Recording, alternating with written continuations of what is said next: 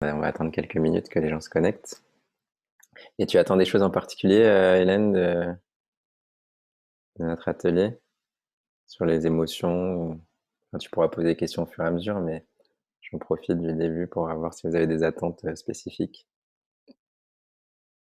Bah, écoute, moi, j'ai jamais participé à un webinaire de la sorte, donc voilà, je connais pas du tout, donc voilà, j'ai hâte Ça d'apprendre. marche. Et c'est des sujets qui m'intéressent, donc voilà, je voulais savoir un petit peu. Ok, très bien. Salut Stéphane. Comment tu vas? Ça va? Bonsoir. Très bien, et toi? Ouais, ça va très bien. Eliane, toi, tu as des attentes spécifiques sur la reprogrammation des émotions. Déjà, le titre peut être intriguant. Qu'est-ce qu'on va trouver dans la reprogrammation des émotions?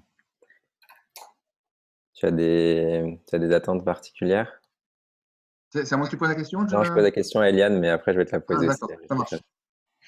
Stéphane. Bonjour à tous. Bah écoutez, ouais, en général, je suis quelqu'un d'assez sensible et au niveau des émotions, ça peut partir assez vite. Donc, si je pouvais avoir quelques outils pour gérer au mieux, ben, ce serait. Je suis preneuse. Voilà. Ça marche.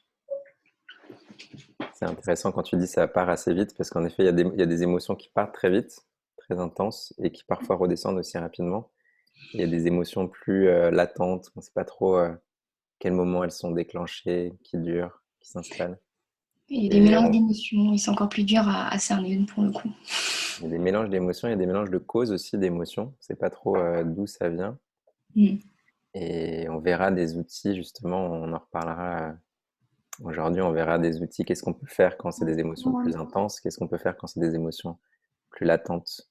Même quand on parle de stress, on a les deux dynamiques. On a vu ça dans d'autres ateliers ensemble. Il y a des moments, des pics de stress ou très intenses. Et il y a le stress plus latent, quotidien. Et du coup, les outils qu'on a dans les deux sont différents. Chouette. Alors, il y a un garçon qui vient de nous rejoindre et qui s'appelle iPhone. Si tu peux mettre ton nom, si tu veux mettre ton nom à la place de iPhone. Ouais, alors je vais essayer. Je Je suis sais pas parti comment du faire. principe que tu t'appelles pas iPhone, mais peut-être que je me trompe. Non, je m'appelle Peut-être, tu Boris. sais, maintenant, On avec le sait monde jamais. moderne, il faut s'attendre à tout. Ouais, les parents sont. En France, ça va, on est un peu prémunis de ça. Au Brésil, ça arrive. Parce que j'ai habité au Brésil pendant un bon moment. Il n'y a pas trop de règles pour Ah oui, donner les c'est prénoms, pour donner les noms qu'on veut. Et du coup, ça donne des trucs comme ça. Des gens qui s'appellent Peugeot Citroën ou l'équivalent. c'est vrai?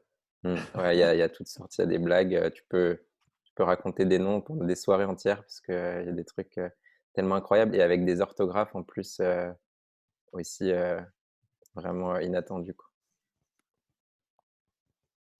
Et donc, même sans changer ton nom, comment tu t'appelles? Est-ce que vous pouvez vous renommer en cliquant Ouais, sur la droite. ouais.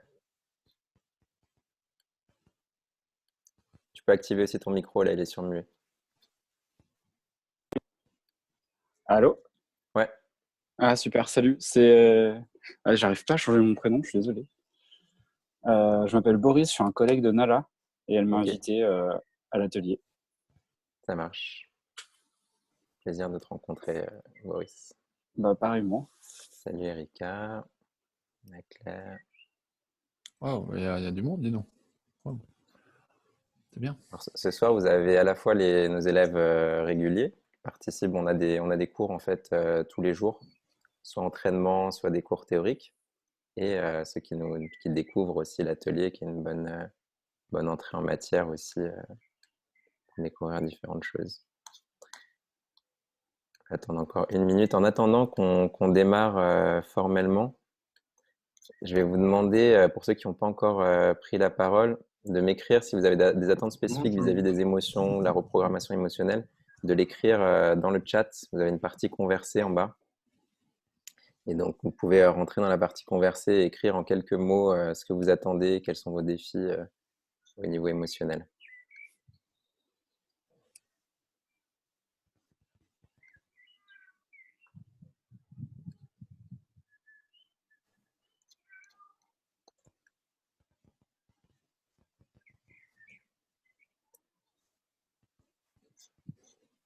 Par ailleurs, vous pouvez voir aussi si vous pouvez rester en affichage intervenant en haut, mais si vous souhaitez, vous pouvez aussi mettre affichage galerie, ça permet de voir les autres personnes. On enregistre l'atelier, mais on n'enregistre pas vos vidéos, on enregistre juste la mienne. Donc voilà, vous inquiétez pas au niveau de la vidéo, c'est plus sympa d'être tous en vidéo, mais on n'enregistre que la mienne. Vous pouvez passer d'affichage intervenant à affichage galerie si vous souhaitez voir les autres. Il y en a certains qui sont connectés, qui n'ont pas activé leur vidéo. Si vous pouvez activer votre vidéo, c'est l'idéal. Comme ça me permet de vous voir pendant que je vous donne l'atelier. Alors, Marie, simplement curieuse, ok. Bon, je vous laisse encore 30 secondes, ici 1 minute, si vous voulez écrire dans le chat si vous attendez des choses spécifiques.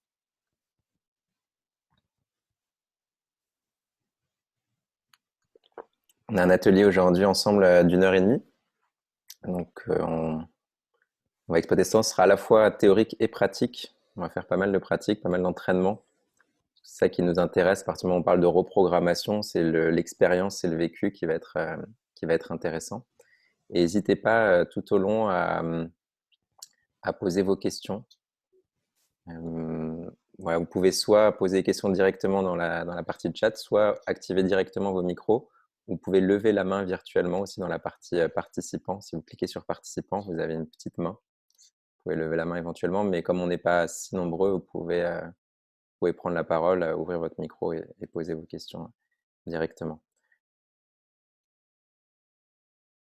Y a-t-il de la pratique corporelle? Non, on va pas entraîner. On a beaucoup de techniques corporelles, force, souplesse, équilibre dans notre méthode. On a beaucoup différentes et on peut entraîner de façon très intense.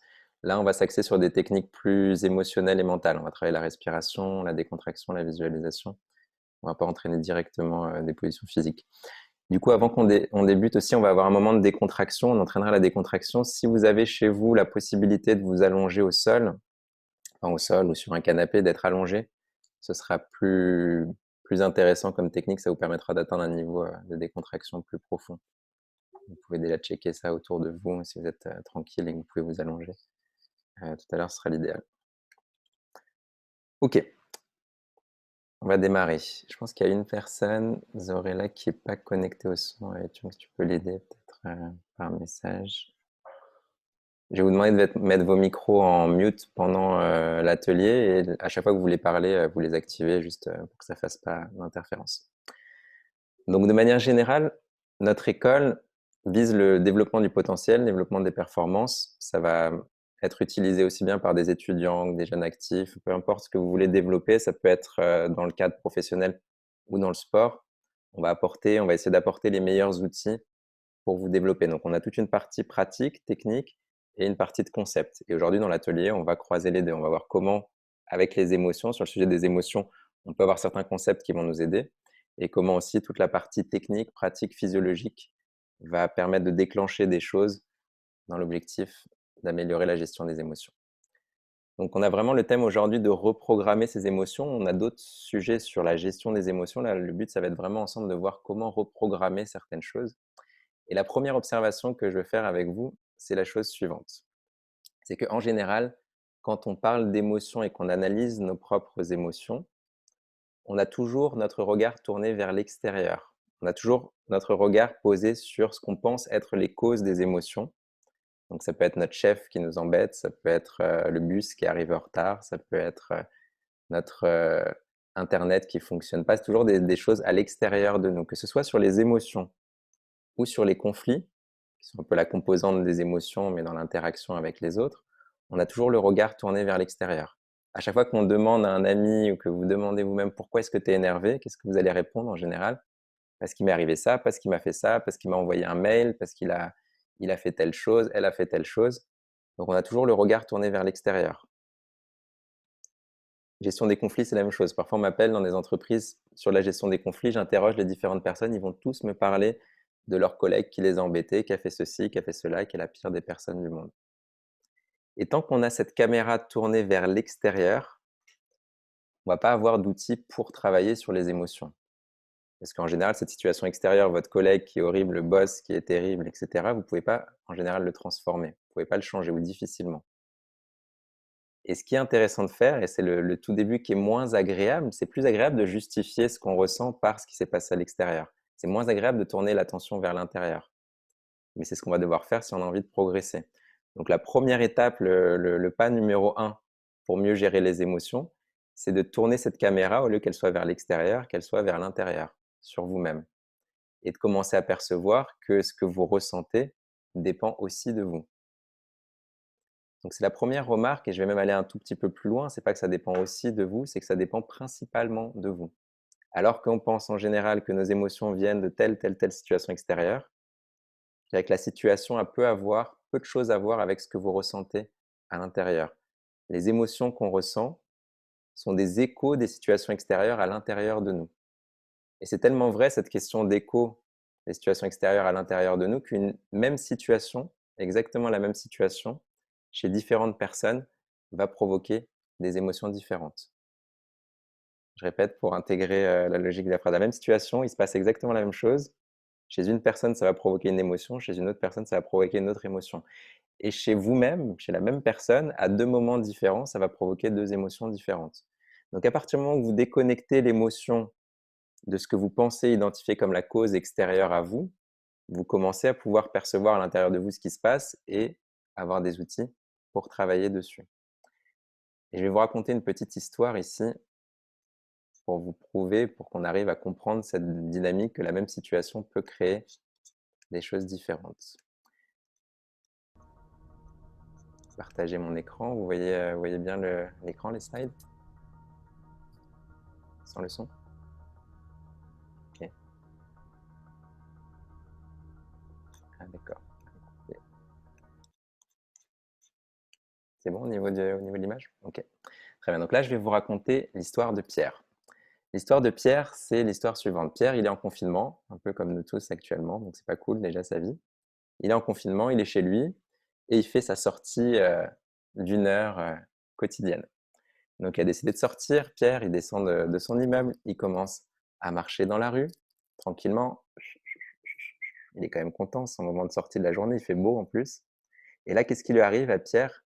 Il est en train de marcher dans la rue, près de chez lui, et à un moment donné, un piano tombe juste à côté de lui. Un piano arrive juste à côté de lui. Désolé pour ceux à qui j'ai fait mal aux oreilles. Le piano qui tombe. Et donc ce Pierre, il marchait, et là, juste à côté de lui, tombe un piano à 1 centimètre de lui. Comment est-ce que Pierre y réagit d'après vous? Quelle émotion il ressent? Vous pouvez m'écrire ici dans le chat ou ouvrir votre micro pour me dire dans quel état est Pierre à ce moment-là. Imaginez quand même le piano lui est tombé juste à côté. Donc j'ai des propositions. La peur, peut-être qu'il a senti la peur. Stupéfaction, choqué, frayeur, peur. Surprise, panique. Ok, c'est une possibilité. Chanceux. On propose anger après la peur. Angoisse, ça dépend de son état d'émotion, la colère. Ok, j'ai plein de propositions. Ce qui va être intéressant là, c'est un petit peu comme quand on fait des tests sur des images et que vous me dites ce que vous voyez dans l'image, c'est qu'on dit plus sur soi que sur la réalité extérieure. Heureux de ne pas avoir été touché. Ok. Donc on va voir ce qu'il ressent Pierre ici. Et bien Pierre, il pleure, il est triste.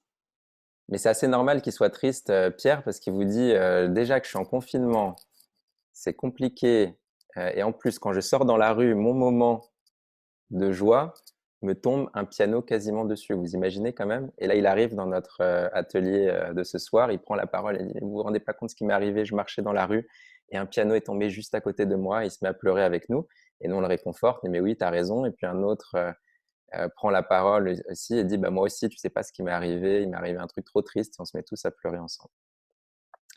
Sauf que là, je vais vous raconter une deuxième histoire, l'histoire de Marie. Et bien sûr, vous pourrez changer les noms à votre guise. L'histoire de Marie, c'est un peu la même. Marie aussi est confinée, il se trouve, comme la moitié de l'humanité actuellement. Donc elle est chez elle, confinée, et elle prend son heure de sortie dans la rue. Donc elle descend de son immeuble, elle commence à marcher dans la rue. Très contente Marie parce qu'il fait beau. Et qu'est-ce qui lui arrive à Marie? Je pense que vous pouvez anticiper. Elle marche dans la rue et d'un coup lui tombe un piano juste à côté d'elle. Juste à côté, quasiment, ça la touche, mais ça la touche pas. Juste à côté d'elle tombe un piano. Et là, comment est-ce qu'elle réagit, Marie? d'après vous? Alors, vous m'avez déjà donné plein de réponses possibles pour Pierre. Et bien, Marie, elle est en colère. Elle n'a jamais été aussi en colère. Et elle se dit, mais qui est le fou qui lui jette un piano dessus, quoi? Elle commence à regarder en haut et elle va essayer de monter dans tous les immeubles de la rue. Heureusement, avec le Covid, personne ne la laisse rentrer. Mais sinon, elle serait rentrée, elle aurait éclaté la tête de celui qui a jeté le piano dessus. Et elle arrive à notre atelier, elle nous raconte l'histoire, elle nous dit, vous savez pas ce qui m'est arrivé, j'étais dans la rue et quelqu'un m'a jeté un piano dessus. Elle est furieuse et nous, bien sûr, on est d'accord avec elle, on est furieux avec elle, on va essayer de chercher ensemble. On commence à faire des plans du quartier pour voir qui a pu être le fou qui lui a jeté un piano dessus. Et je vais vous raconter une dernière histoire. Vous commencez à comprendre un petit peu l'histoire. Une dernière histoire qui est l'histoire de Jacques. Et Jacques, qu'est-ce qu'il fait?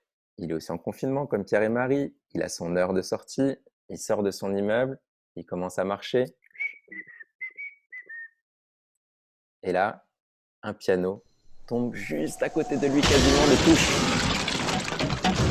Et donc, ici, Jacques, qui vient de se faire frôler par un piano, un peu comme Enger nous a proposé dans le chat, il est super heureux. Jacques, il se dit, j'ai tellement de chance dans ma vie que même quand un piano me tombe dessus, il passe juste à côté de moi. Je me dis, c'est incroyable, imaginez la chance que j'ai. Il arrive au truc, il arrive à notre atelier, il nous dit, je veux prendre la parole, j'ai un truc à vous raconter. Je suis le plus chanceux de cette terre. Même les pianos m'évitent. Et donc là, il est heureux, il se dit, tiens, je vais passer une super journée, il continue sa soirée. Et donc nous, on va lui raconter aussi des histoires où on a eu de la chance, il s'est passé des trucs géniaux, et on partage ces trucs géniaux. Et bien sûr, ce qu'on vient de voir ici ensemble, vous pouvez l'appliquer à un tas de situations. Vous pouvez le prendre comme métaphore de la plupart des choses que vous vivez au quotidien. Je vais juste essayer d'arrêter le partage d'écran. Voilà. Donc, à nouveau ici, je vous ai pris un exemple concret parce qu'on peut le vivre d'une certaine façon, pas exactement avec le piano, mais il nous arrive exactement ce genre de choses au quotidien. Il nous arrive un truc et 3 personnes différentes réagissent complètement différemment. Et qu'est-ce qui a fait du coup la réaction? Si on demande à Pierre, à Marie, à Jacques, pourquoi est-ce que tu es en colère, pourquoi est-ce que tu es triste, pourquoi est-ce que tu es heureux, ils vont tous nous répondre exactement la même chose, ils vont tous nous dire parce qu'un piano est tombé juste à côté de moi. Et donc, vous allez commencer à progresser sur vos émotions et à avoir une capacité à transformer vos émotions à partir du moment où vous allez déconnecter ce que vous ressentez, votre analyse de la situation, des déclencheurs extérieurs. Et que vous allez penser en termes d'émotions et de ce qui se passe à l'intérieur de vous. Et donc, on peut, au lieu de penser en termes d'émotions, on peut penser en termes d'habitude émotionnelle.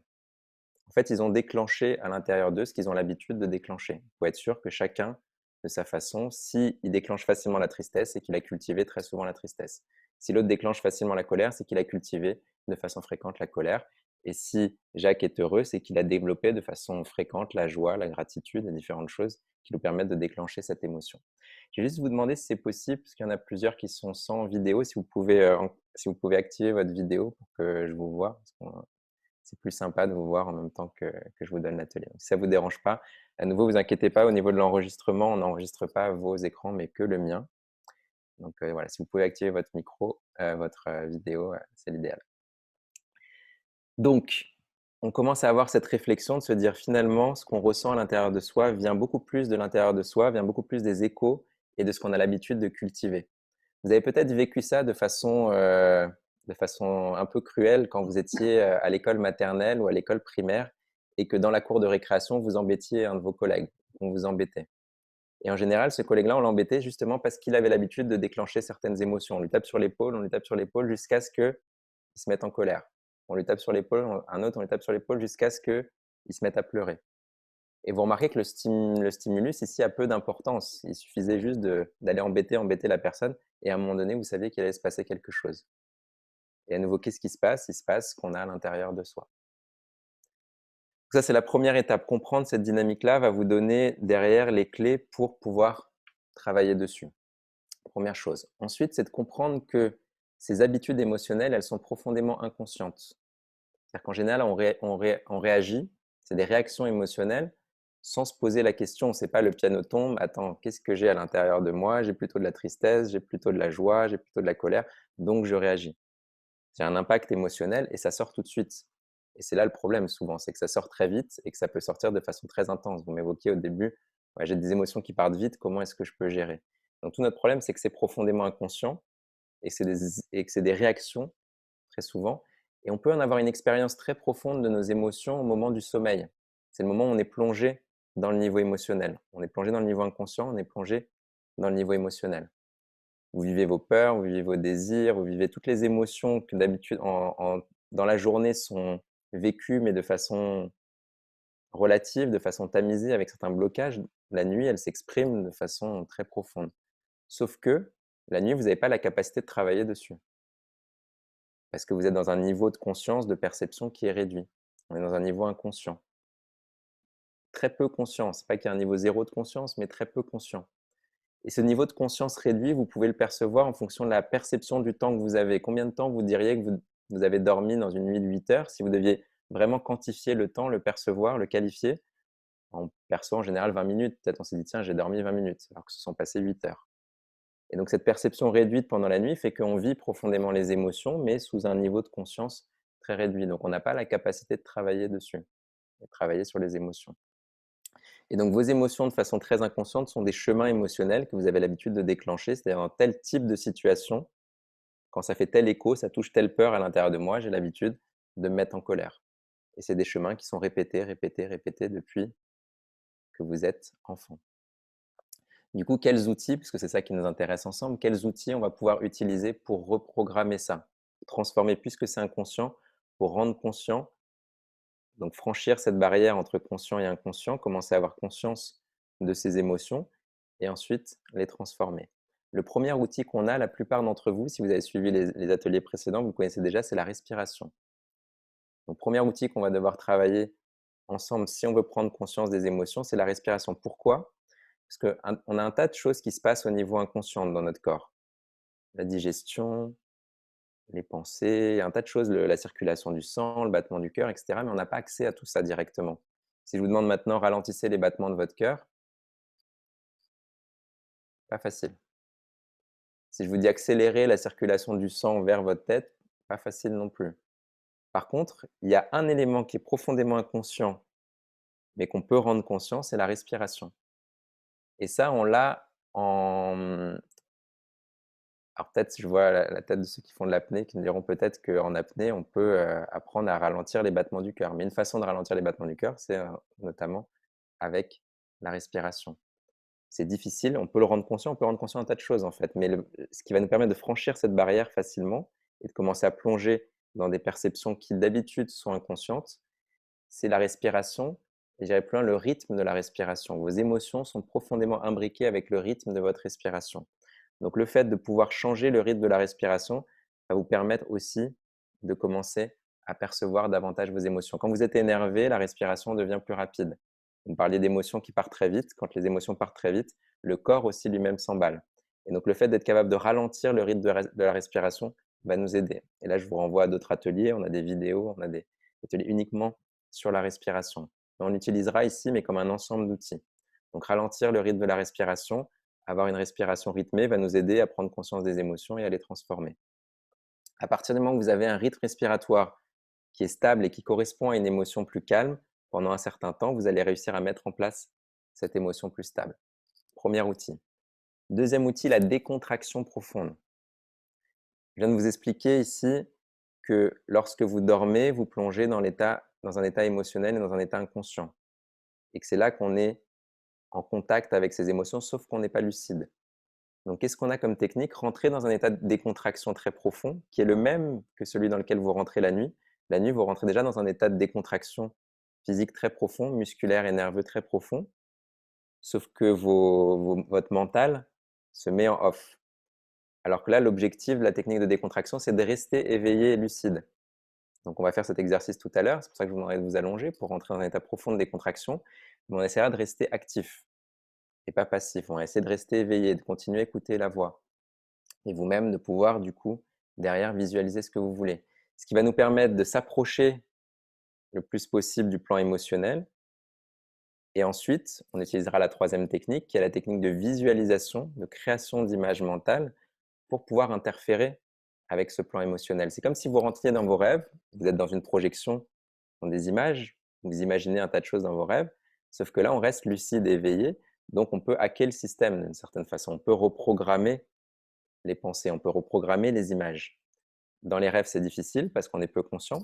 Parfois, ça arrive, si vous voulez comprendre le mécanisme, ça arrive que dans les rêves, pour certains d'entre vous, on perçoive qu'on est en train de rêver. Je ne sais pas si quelqu'un ici a déjà fait un rêve, ou vous pouvez lever la main si c'est le cas. Un rêve où vous dites, tiens, là, je suis en train de rêver. Bah, ces moments-là sont des moments d'un peu plus de conscience. Et en général, juste après, vous avez dit, je suis en train de rêver, en général, vous transformez complètement le rêve. Vous avez une capacité d'action de vos désirs et de vos peurs, mais que vous prenez le contrôle dessus, en tout cas que vous les rendez conscientes, pour imaginer ce que vous souhaitez. Ça va, c'est clair? Vous me suivez jusque-là? N'hésitez pas à poser vos questions et à intervenir. Du coup, je vais vous demander de faire un exercice ici avant qu'on entraîne ensemble ces différentes techniques. On va faire un entraînement un peu plus long aujourd'hui et ensuite on refera une partie théorique. Et je vais vous demander un premier exercice ici, c'est de décrire sur votre ordi, sur un papier, ce que vous voulez, une situation que vous avez envie de transformer. Ce qui nous intéresse, c'est du concret ensemble ici. Je parle de reprogrammation des émotions. Essayez de prendre une situation concrète dans laquelle votre émotion n'est pas celle que vous souhaitez. Ça peut être au travail, ça peut être en famille, peu importe. Que votre réaction, que cette émotion déclenchée de façon inconsciente ne correspond pas à ce que vous souhaitez. Ça peut être une situation précise ou ça peut être au quotidien. Tiens, quand je passe une journée seule, je me retrouve dans telle émotion et je souhaiterais transformer cette émotion. Mais en tout cas, vous identifiez une situation avec une réaction émotionnelle que vous souhaitez transformer.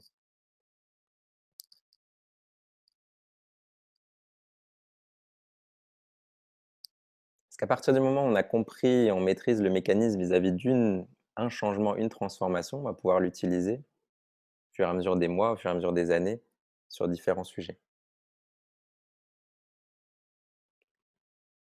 Et comment est-ce que ça va fonctionner la reprogrammation? C'est qu'en général, c'est comme une barque en fait, c'est comme si vous étiez sur une rivière, vous arrivez.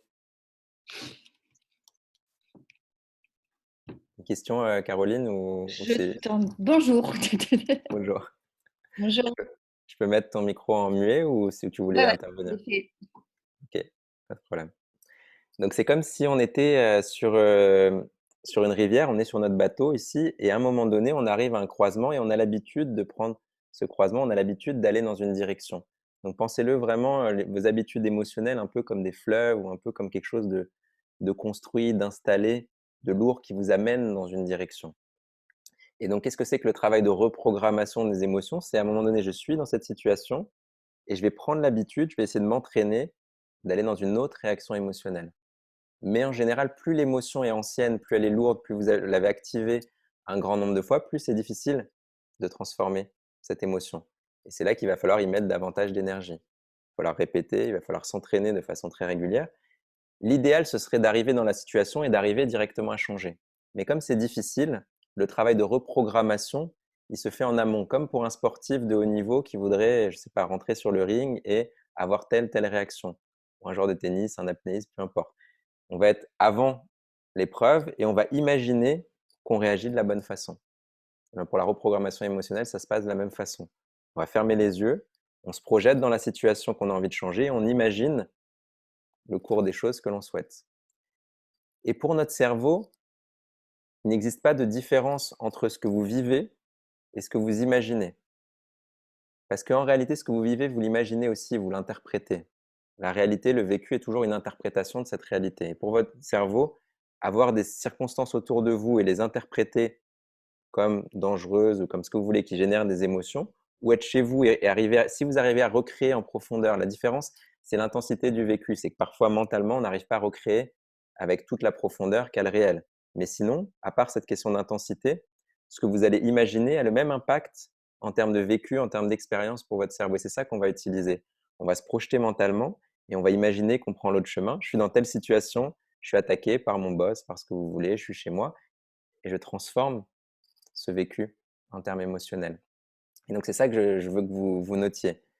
Vous avez noté la situation, vous avez noté l'émotion et posez bien à nouveau l'habitude émotionnelle que vous avez d'habitude, que vous avez jusqu'ici, et la nouvelle habitude émotionnelle. Et à partir du moment où vous le posez, c'est là qu'il va falloir y mettre de la force, de l'intensité. On va entraîner ça tout de suite ensemble. On va entraîner ces différentes techniques, respiration, décontraction, visualisation dans cet ordre. La respiration va nous mettre dans les bonnes conditions aussi, va nous amener plus d'énergie. La décontraction va nous rendre plus réceptifs, nous amener au niveau émotionnel et plus réceptifs, plus détendus.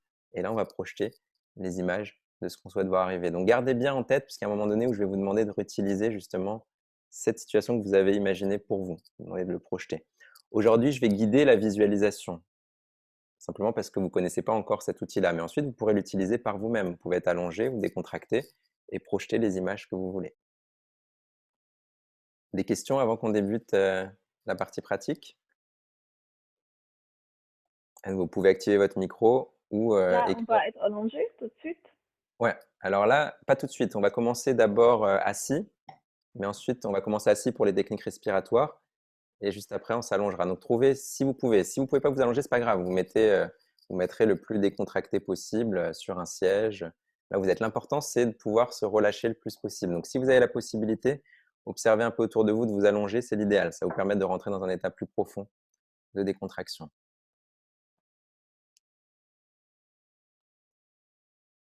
Très bien. On va commencer. Je vais nous mettre de la musique parce que ça va nous permettre aussi de rentrer plus facilement dans le plan émotionnel. Donc, vous allez vous asseoir d'abord avec le dos droit.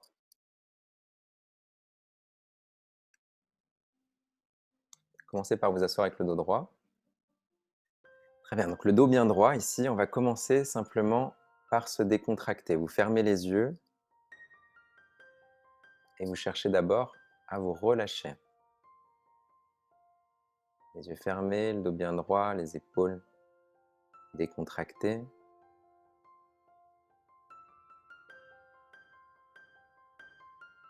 Vous cherchez d'abord à rentrer en état de décontraction. Profitez des sensations, vous posez bien vos bras, vos jambes. Ici, et vous commencez simplement par ressentir votre corps. Vous êtes attentif, vous êtes présent. Votre respiration est lente.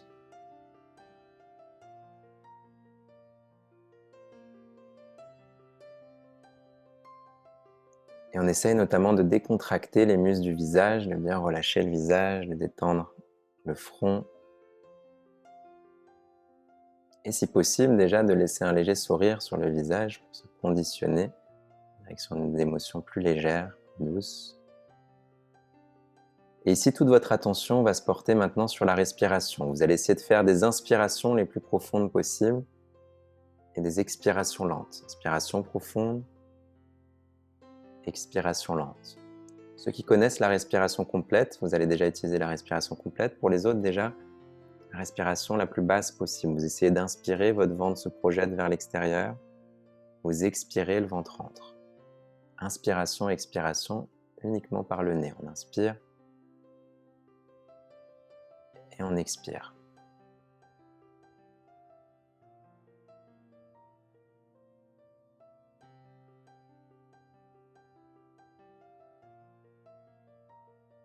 Et vous allez maintenant compter 4 secondes pour inspirer et 4 secondes pour expirer. Ceux qui sont déjà habitués aux techniques respiratoires, vous faites aussi 4 secondes d'inspiration, 4 secondes de rétention avec les poumons pleins, 4 secondes d'expiration et 4 secondes de rétention avec les poumons vides. 4 secondes pour chaque phase. Si c'est complexe pour vous aujourd'hui, déjà 4 secondes pour inspirer, 4 secondes pour expirer. Et ressentez que progressivement, vous êtes déjà en train de vous décontracter davantage. Vous allez essayer de garder le corps bien immobile et uniquement l'attention sur la respiration.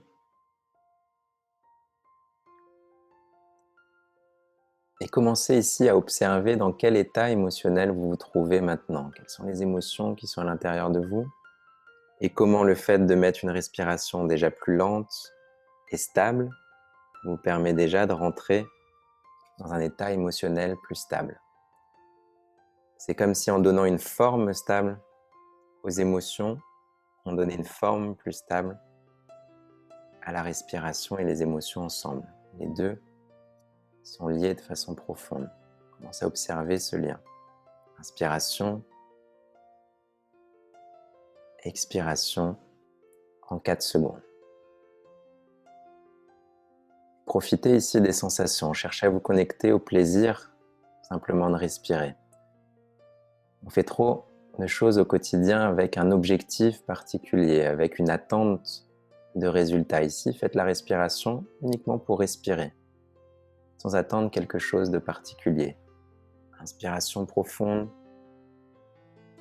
expiration profonde.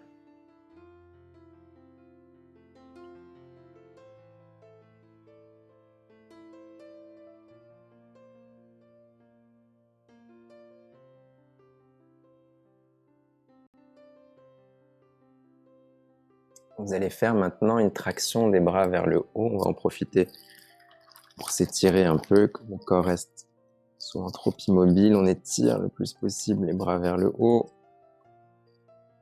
On va mettre les bras en arrière et tomber la tête en arrière. En ouvrant bien la poitrine. Et puis on revient vers l'avant et simplement ici on va amener les mains derrière la nuque et amener la tête vers l'avant. Étirer le cou.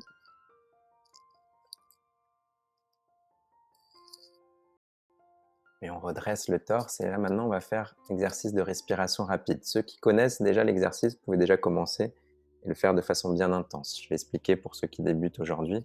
Les mains se placent sur le ventre. Vous inspirez, le ventre se projette vers l'extérieur. Vous expirez, le ventre rentre et vous allez respirer le plus fort possible, avec force et bruit. C'est une technique d'hyperventilation, d'hyperoxygénation. On va augmenter l'oxygénation du corps. Donc les mains sur le ventre, on respire le plus fort possible. Ça donne ça.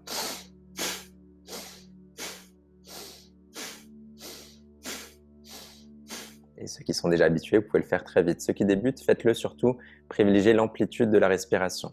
Si par hasard vous sentez étourdi dans les techniques, ralentissez le rythme. Oui, ça se fait uniquement avec le nez ici. Inspiration avec le nez, expiration avec le nez. Le plus fort possible. À nouveau, si par hasard vous sentez étourdi, ralentissez le rythme. C'est dû juste à l'oxygénation du corps et du cerveau. Ce n'est pas un problème en soi. Vous pouvez simplement ralentir le rythme. On continue.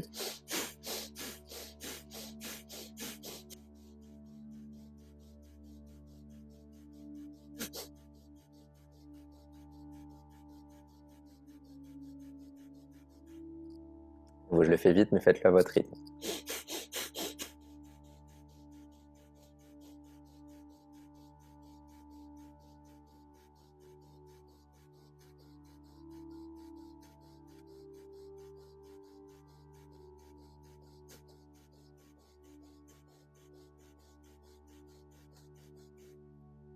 Les dernières secondes.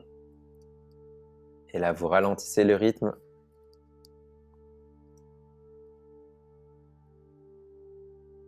Vous ouvrez ici bien la poitrine et le dos, vous restez sans air et vous imaginez que votre poitrine ici brille dans une couleur dorée, comme si votre cœur émanait de l'énergie, si vous aviez un soleil au niveau du cœur qui brillait dans toutes les directions. Grâce à la respiration rapide, on a augmenté l'oxygène du corps et automatiquement, avec plus d'oxygène, on sent déjà une émotion plus légère, plus douce. Et on imagine au niveau du cœur un soleil qui brille dans toutes les directions. À nouveau, on va utiliser ensemble des visualisations pour apprendre à avoir un impact sur nos émotions. Maintenant, vous allez vous allonger, si possible, ou trouver la position la plus confortable possible sur votre siège. N'importe, l'important, ça va être de rentrer dans le niveau de décontraction le plus profond possible. Si par hasard, vous êtes bon en caméra, vous pouvez mettre la caméra aussi vers le bas pour que je vous vois aussi dans la décontraction. Sinon, c'est pas grave. L'important, c'est surtout de trouver la position la plus confortable possible.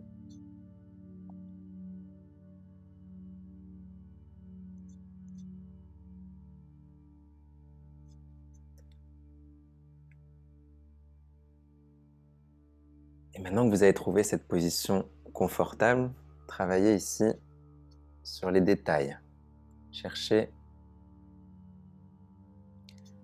les détails de la position. Cherchez vraiment à ajuster la position, à rentrer dedans, à trouver une position la plus confortable, la plus agréable possible. Vous pouvez bouger légèrement les bras, les mains.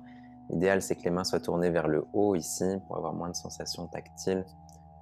Tourner vers le haut, la tête bien alignée avec le cou, les bras le long du corps, les jambes légèrement écartées. Et une fois que vous avez trouvé la position la plus confortable possible, Vous allez rester maintenant complètement immobile. Vous allez chercher jusqu'à la fin de l'exercice de décontraction à rester complètement immobile et ne pas bouger ne serait-ce qu'un doigt. Observez votre respiration ici à nouveau et vous faites des expirations lentes. Inspiration profonde, expiration lente.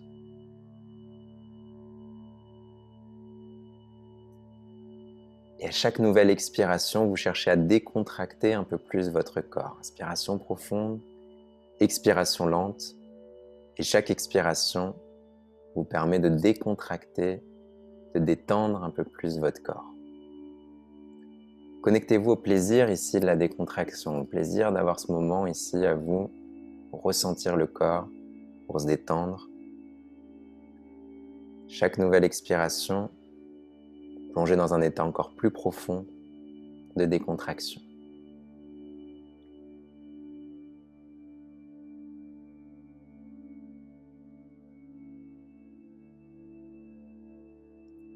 Vous allez faire en sorte de rester lucide, éveillé, conscient pendant toute la décontraction.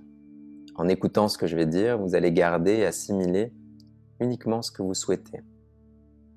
Pouvoir visualiser, imaginer ce que vous voulez voir arriver. Chaque nouvelle expiration nous permet de nous décontracter un peu plus. Ici, ressentez le contact du corps sur le sol ou sur la chaise et imaginez que vous vous enfoncez dans le sol ou sur la chaise. Vous ressentez l'attraction de la terre et votre corps qui pèse de plus en plus, qui se décontracte profondément.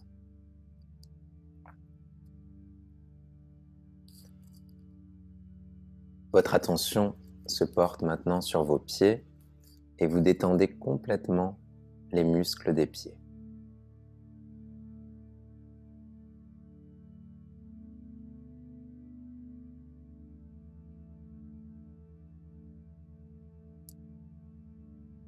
Allez profondément dans les pieds en détendant jusqu'aux os des pieds. Puis vous imaginez que cette décontraction remonte dans les chevilles, puis dans les mollets, vous détendez complètement les mollets, puis les genoux et les cuisses.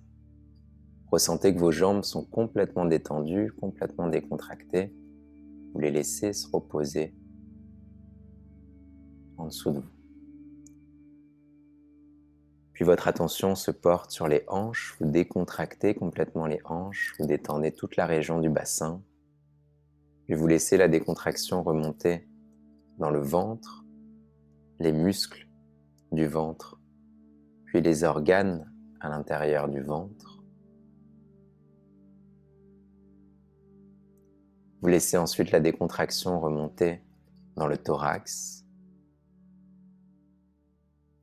puis toucher la poitrine, décontractant en particulier les poumons et le cœur.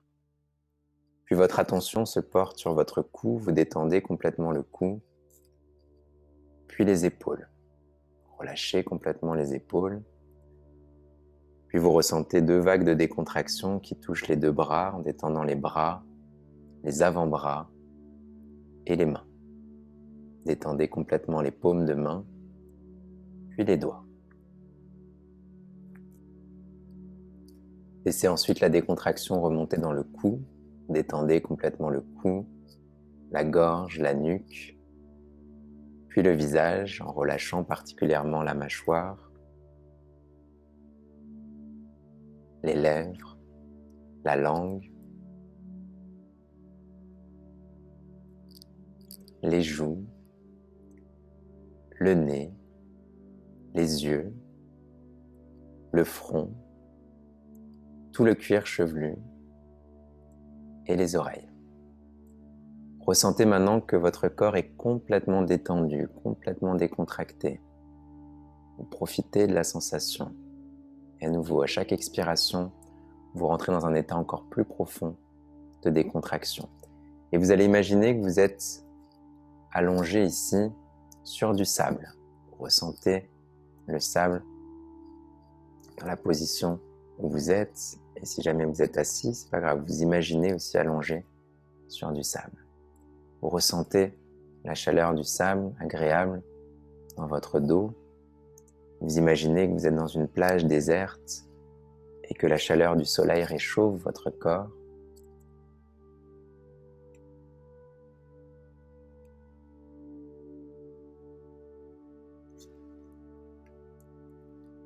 Vous entendez le bruit d'oiseaux au loin et vous entendez aussi à côté de vous le bruit de la mer et vous commencez à écouter le son des vagues qui remontent le long de la plage et qui redescendent de façon répétée et continue. Les vagues qui remontent et qui redescendent.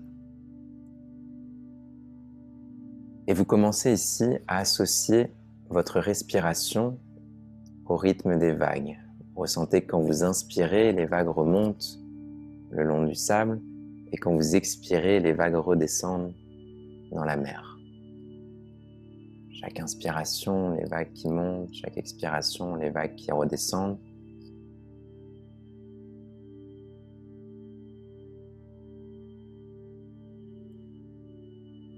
Et vous commencez à percevoir que ce mouvement perpétuel des vagues se trouve à l'intérieur de vous, qui représente le mouvement, la vie, le renouvellement, qui se passe en permanence à l'intérieur de vous. Vous commencez à prendre conscience de ce mouvement, de cette activité qui se fait à l'intérieur de vous. Et vous ressentez qu'en cet instant, tout ce que vous avez de meilleur grandit. Tout ce que vous avez de meilleur est mis en avant. Vous vous sentez ici renouvelé de l'intérieur, vous ressentez que vous gagnez ici en force, en solidité. Vous imaginez ici votre corps plus puissant, plus fort. Vous imaginez que votre corps brille dans une couleur dorée, que vos jambes s'illuminent, que votre torse s'illumine, que vos bras s'illuminent et que votre tête s'illumine également. Vous vous sentez ainsi fort, puissant, solide, en pleine possession de vos moyens. Et vous allez imaginer ici votre propre visage souriant, un sourire sincère, profond, un sourire qui représente un état intérieur qui sourit. Vous percevez ici que votre visage souriant fait écho à toutes vos cellules qui d'une certaine façon sourient, une joie, un plaisir profond qui ne correspond à aucune raison, à aucune cause extérieure. Cette joie, ce plaisir vient juste d'une sensation intérieure de vie, de réalisation et de plaisir.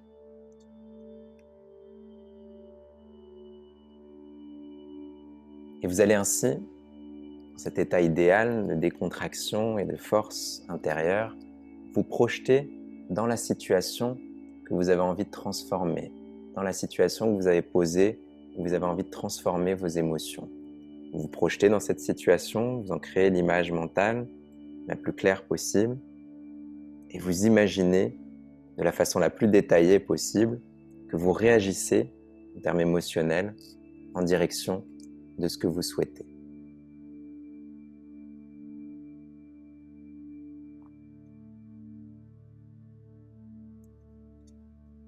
Créez ces images avec force, avec intensité, mettez-y de l'envie, mettez-y de la volonté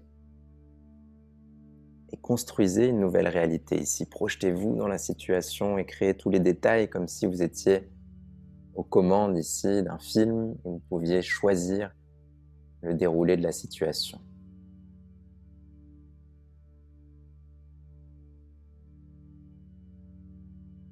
Et ressentez maintenant à l'intérieur de vous que vous avez toute la force nécessaire, toutes les qualités pour réaliser cette transformation. Vous vous sentez ici profondément confiant, sûr, solide. Et vous savez que vous avez la capacité de transformer cette situation, que vous êtes maintenant aux commandes de la situation.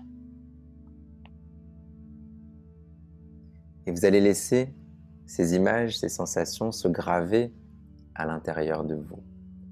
Prendre l'habitude de répéter ces mêmes images, cette même visualisation aussi souvent que possible jusqu'à ce que ce changement soit effectif, concret dans votre quotidien. Et en laissant toutes ces sensations se graver à l'intérieur de vous, cette sensation de force, d'énergie, de vitalité, vous allez vous préparer à revenir de la décontraction en faisant un retour à travers les 5 sens. Commencez par mieux écouter les sons autour de vous. Écoutez les sons. Faites une inspiration profonde en ressentant les odeurs. Bougez la langue dans la bouche en activant le goût, en profitant du goût. Commencez à redonner du mouvement aux mains, aux pieds. Ressentez le toucher de tout le corps. Puis, ouvrez les yeux en voyant les formes, les couleurs.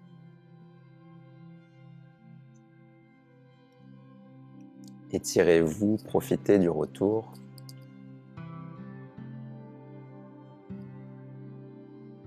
Et ensuite, vous allez, à votre rythme, vous asseoir à nouveau. Une position que vous aviez au début, avec le dos bien droit.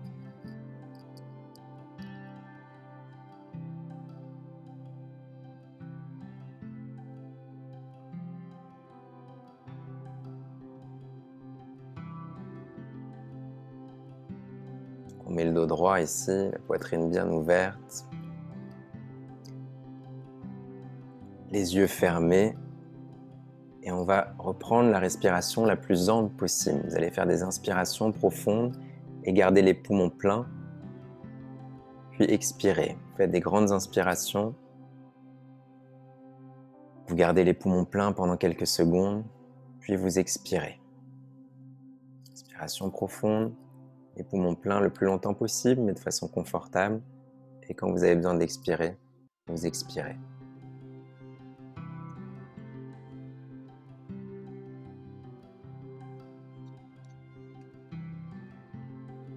Et vous observez maintenant votre état émotionnel. Quel niveau déjà de stabilité, quel niveau d'émotion vous avez atteint jusque-là.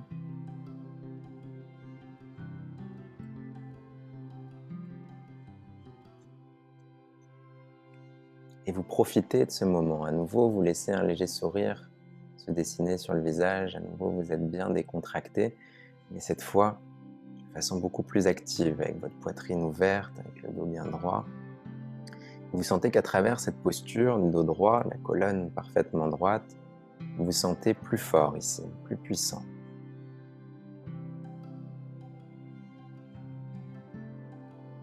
Et vous allez ainsi imaginer que ce que vous avez imaginé en termes d'émotions s'installe dans votre quotidien.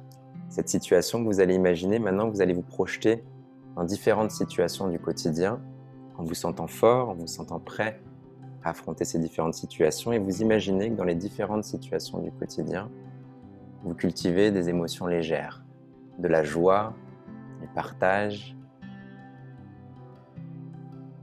de l'affection, de la tendresse. Vous imaginez que vous partagez les émotions que vous souhaitez avec les personnes autour de vous.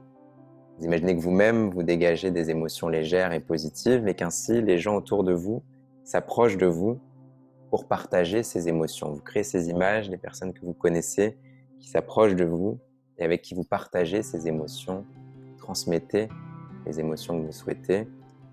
Et vous imaginez qu'ainsi, en partageant ces émotions, elles grandissent, elles deviennent ainsi plus fortes dans votre quotidien. Et vous allez prendre ici quelques secondes simplement pour profiter de ce moment, pour profiter des sensations sans aucune autre considération, sans rien visualiser ici de particulier, mais simplement être présent et ressentir les sensations physiques, les sensations des émotions, en étant ici un simple observateur.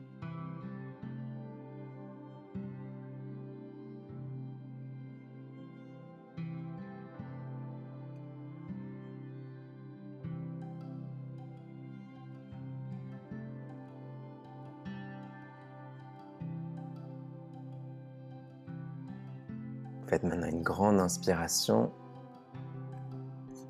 Allez rouvrir les yeux. Et on termine ici nos exercices. Si vous sentez le besoin de bouger le corps, de vous étirer, n'hésitez pas à le faire. Vous pouvez vous remettre maintenant bien devant la caméra pour ceux qui ont changé de position.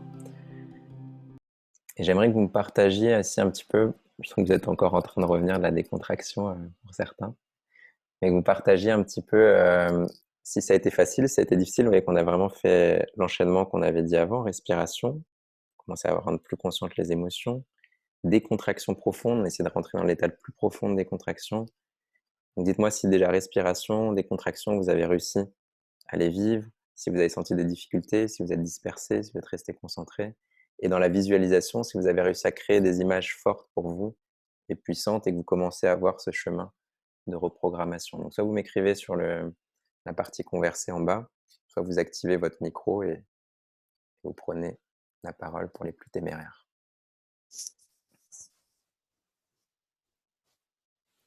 Quelqu'un qui veut parler, un micro qui s'est ouvert. Vous pouvez y aller, hein, vous ouvrez le micro, vous commencez à parler. Vous pouvez lever la main aussi dans la partie participants. Stéphane, tu veux dire quelque chose? Ouais, c'est toujours. En fait, les images arrivent de façon intuitive, en fait. J'essaye de les forcer, mais il y a beaucoup, beaucoup d'images qui arrivent de manière intuitive. Expliquer pourquoi, je ne sais pas. Et je ne saurais pas l'expliquer, mais assez surprenant. Assez surprenant les images qui peuvent arriver. Donc, j'essaie vraiment de me concentrer et de projeter les images ou le modèle que je souhaiterais. C'est assez compliqué. Ok. J'y arrive et d'autres images arrivent de manière intuitive. Alors, si c'est de façon, la difficulté, c'est de différencier intuition et émotion. Si ça vient de l'intuition, parce que les deux se ressemblent, les deux se projettent sans qu'on sache d'où ça vient. Si c'est intuitif, connexion au sujet, et que c'est des choses, l'important, là où tu vas faire le filtre, c'est est-ce que les images qui te viennent sont des choses que tu souhaites voir arriver? Contrairement à l'habitude et de plus en plus, effectivement, les images qui me viennent de manière intuitive commencent à ressembler à ce que je souhaiterais de manière consciente. Ok, donc à ce moment-là, c'est très bien. Je vous ai donné un chemin, mais à nouveau, il y a plein de façons de faire cette décontraction. On va en voir plein d'autres différentes ensemble. Là, je vous ai donné un chemin. Et l'idée, c'est que vous appropriez ça et que vous imaginez vraiment, il n'y a pas de limite à l'imagination, il n'y a pas de limite à ce qui est bien ou pas de visualiser. La règle qu'on va utiliser, c'est imaginer ce qu'on souhaite voir arriver, peu importe ce que vous souhaitez. Il n'y a pas une image qui est juste ou une image qui est fausse. Ouais. Toujours donc j'arrive à sentir donc les odeurs, avoir des goûts, et par contre des sons, j'ai pas de son en fait. Et ça, j'ai beau forcer, essayer d'entendre, je visualise la mer, les vagues, il n'y a pas de son qui viennent. Et ça me perturbe en fait, vraiment. Ok. Alors c'est une bonne question ici. C'est la différence entre visualisation et mentalisation. Quand on parle de visualisation, terme strict du mot, c'est créer des images. Quand on parle de mentalisation, c'est créer toute une réalité mentale. Donc là peuvent venir tous les sens. Mais en réalité, quand ensemble on va parler de visualisation et mentalisation, on les utilise de façon égale. Et donc dans la mentalisation, vous pouvez vraiment mobiliser tous les sens. Aujourd'hui, je vous ai pas mis l'accent là-dessus. Je vous ai laissé chacun créer votre réalité comme vous le souhaitiez. Mais plus différents sens sont en jeu, plus on va créer cette réalité de façon riche et plus elle va avoir un impact fort sur nous. Okay. Par contre, vous avez tous des rapports aux sens qui sont différents. Certaines personnes sont très auditives et donc pour eux, c'est très facile d'imaginer des sons. D'autres personnes sont très visuelles et pour elles, c'est très facile d'imaginer des images, d'avoir des images en tête. Et du coup, privilégiez ce qui marche bien pour vous. C'est pas grave en soi. Alors, tu peux entraîner pour le débloquer, développer la capacité de créer des sons. Mais en soi, tu peux avoir une excellente mentalisation sans son. Tu peux avoir une excellente mentalisation sans image. Tu peux avoir une excellente mentalisation avec un sens. L'important, c'est avec quelle profondeur, quelle intensité tu arrives à créer une trace à l'intérieur de toi. Tu arrives à te marquer. Si ça génère quelque chose chez toi, peu importe la façon dont tu l'as créé. Des questions? Merci Jonathan. Merci. Alors, d'abord Marie qui dit oui pour les 2 premières étapes. Pour la visualisation, les images sont bien claires, mais le temps m'a paru un peu court pour bien ancrer la nouvelle situation que l'on souhaite. C'est vrai, là, j'ai fait une décontraction aujourd'hui d'un temps moyen, qui n'est pas courte, mais pas longue non plus. On peut aller beaucoup plus loin et vous pouvez répéter surtout les images et prendre du temps dedans au quotidien. Un bon temps de décontraction visualisation, c'est entre 5 et 10 minutes. Et si on veut faire certains jours, on veut aller plus loin, on peut faire des contractions de 15 minutes, 20 minutes. Mais de plus en plus, vous allez apprendre dans un temps court à rentrer dans un niveau de décontraction plus profond. Les débutants ont besoin de toutes les étapes que j'ai données et prendre vraiment du temps pour décontracter chaque partie du corps. Après un certain temps d'entraînement, on peut rentrer dans un état profond de décontraction de façon beaucoup plus instantanée. Et à nouveau, la puissance des images. Donc cette question de temps, dépend aussi de notre facilité avec l'outil. On peut se marquer de façon, on peut avoir une empreinte très forte en quelques minutes. La question, c'est la puissance de ce qu'on projette. Mais c'est normal qu'à titre d'entraînement, on ait besoin d'un temps un peu plus long. Donc ta remarque est tout à fait justifiée, Marie. Enger, quelle différence fais-tu entre intuition et émotion? L'intuition, c'est une connexion directe au réel. L'intuition, on peut la définir comme savoir quelque chose, on a accès à quelque chose sans savoir expliquer pourquoi. C'est pas passé par la raison, on n'a pas eu différentes idées qui nous ont amenés à une conclusion. L'intuition, c'est cette capacité à un moment donné de très haut niveau, d'être connecté à quelque chose et de savoir quelque chose. On ne sait pas expliquer pourquoi. La difficulté, c'est que les émotions, d'une certaine façon, se déguisent en intuition pour nous faire prendre des décisions. Comme ça se passe au niveau émotionnel, au niveau inconscient, il y a des images qui se projettent et on peut les confondre avec les intuitions. C'est comme si elles se revêtaient d'intuition pour nous faire prendre des décisions. Je vais donner un exemple de ça pour que ce soit plus concret à Enger. Quand on est dans un avion et que l'avion commence à trembler, qu'il y a des turbulences dans l'avion, généralement, on commence à avoir des images qui nous viennent en tête, la plupart d'entre nous. Quand au bout de quelques minutes, 5-10 minutes, l'avion se secoue beaucoup, notre peur nous fait projeter quoi? Nous fait projeter que l'avion va tomber. Et on voit l'image de façon tellement claire qu'on pourrait jurer que c'est une intuition. On dit, je sais que l'avion va tomber. Sauf qu'à nouveau, si on a tous vécu ça et qu'on est ici ensemble pour en parler, c'est que c'était simplement une émotion. Donc c'est difficile de distinguer les deux. On va apprendre à distinguer les deux. On a des ateliers uniquement là-dessus, sur l'intuition. Et on va apprendre à distinguer les deux. Mais principalement, on peut se demander, une façon de distinguer, c'est de savoir est-ce qu'on est engagé émotionnellement dans le sujet ou pas. Si on est engagé émotionnellement dans le sujet, on va déjà prendre avec plus de pincettes. Ah, je suis sûr que mon collègue a voulu m'attaquer. Je suis sûr que mon collègue a voulu m'attaquer. Comme il y a un engagement émotionnel fort, il y a des chances que ce soit plus émotionnel qu'intuitif. Par contre, vous arrivez dans une situation où vous connaissez personne et vous ressentez un truc, tiens, telle personne va m'apporter quelque chose, ça va être un super contact. Quand on y va, on va voir, en général, on a des très bonnes surprises. À nouveau, il nous faudrait plus de temps pour aller au bout de la question intuition et émotion, qui est une question très profonde. Je vous donne les premières idées pour distinguer les deux. Les autres, vous avez des contributions ou questions sur ce que vous avez senti dans les différentes techniques? Vous commencez à voir comment peut se faire cette reprogrammation, cette construction. C'est comme si on était un programmeur d'un système, sauf que jusque-là, on n'avait pas le système devant nous. Donc, c'est déjà commencer à être plus attentif à soi, à ses émotions. Il y a une notion d'observation de soi qui va être utile au quotidien. Et derrière, la capacité, à un moment donné, grâce aux images mentales, à recréer de nouvelles habitudes. Très bien. Donc, on va voir ici, et voilà, n'hésitez pas, vous pouvez continuer, on a encore 25 minutes ensemble. Donc, on va voir d'autres choses, on va voir comment appliquer ça sur différentes émotions. Donc, la première chose, c'est que les outils que je vous ai donnés ici ne fonctionnent qu'à une condition, c'est qu'ils soient répétés de façon régulière. Très souvent, la question, les gens qui commencent à tester la visualisation, en général, quand on commence à entraîner ça, on est surpris par les résultats. Il y a beaucoup d'études là-dessus. Là, j'ai choisi de ne pas vous amener des études scientifiques, ce n'est pas notre propos ici, mais plutôt de ressentir les choses. Il y a beaucoup d'études sur la visualisation qui montrent l'impact. Un exemple de ça, c'est l'effet placebo sur les médicaments. Si on est obligé de prendre un groupe témoin avec l'effet placebo, c'est que le fait même d'imaginer qu'on est en train de guérir nous fait guérir en grande partie. Et c'est d'une certaine façon utiliser ces techniques de reprogrammation. Donc vous avez ici, par plein de façons différentes, des confirmations fortes que quand vous visualisez, quand vous imaginez ce que vous souhaitez voir arriver, ça a tendance à arriver de façon forte. Mais à nouveau, quand on commence à l'entraîner de façon régulière et que des élèves me disent « Ah, mais là, ça n'a pas marché pour moi, j'ai imaginé, ça n'a pas marché ». La question que je pose toujours, c'est combien de fois tu as visualisé? Et la réponse, invariablement, est la même, c'est « Ah, 1 fois, 2 fois, 3 fois ».